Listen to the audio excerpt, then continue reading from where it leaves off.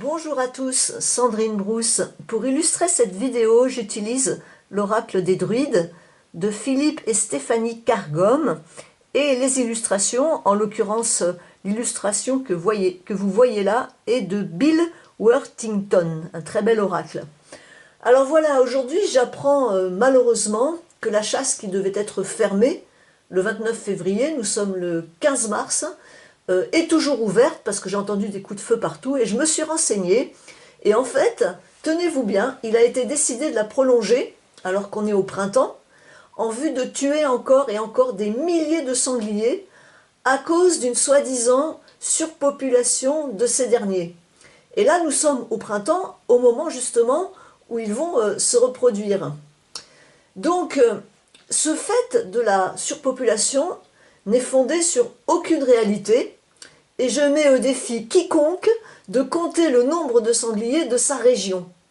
Donc il y a une mascarade derrière tout ça, je ne sais pas si c'est financier ou si c'est les chasseurs qui veulent continuer de chasser, ou je ne sais pas ce qui se passe.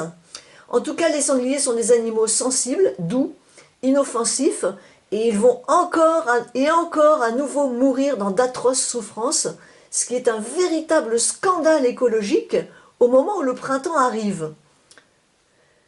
Donc ils n'occasionnent aucun dégât, ces sangliers, même s'ils retournent quelques mètres carrés des champs. Après tout, ils ont bien le droit, eux aussi, de se nourrir, et la terre n'est pas exclusivement réservée à l'espèce humaine, particulièrement destructrice en matière d'écologie. Par ailleurs, saviez-vous qu'un chasseur, seul, sans son chien, a le droit de chasser toute l'année? J'en croise régulièrement l'été, en faisant mes randonnées, et il continue de tuer les chevreuils.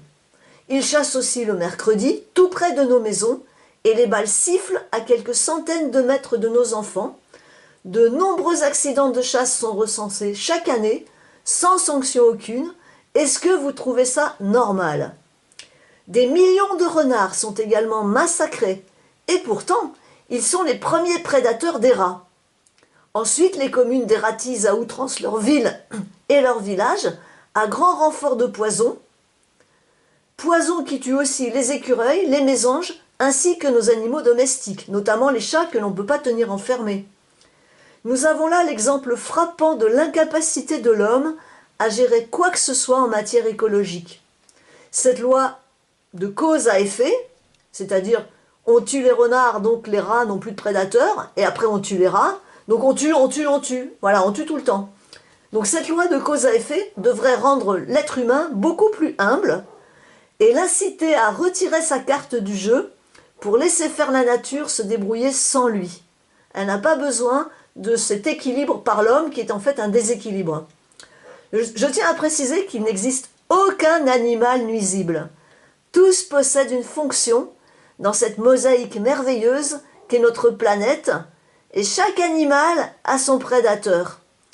Quand bien même les sangliers proliféreraient, eh bien, nous pourrions parfaitement vivre en bonne harmonie avec ces animaux pacifiques au cœur tendre. Je rappelle qu'ils ne chargent que lorsqu'ils sont chassés. Il faut bien qu'ils se défendent quand même. J'ai écrit ce jour une lettre au préfet de Lyon, sur mon blog ci-dessous.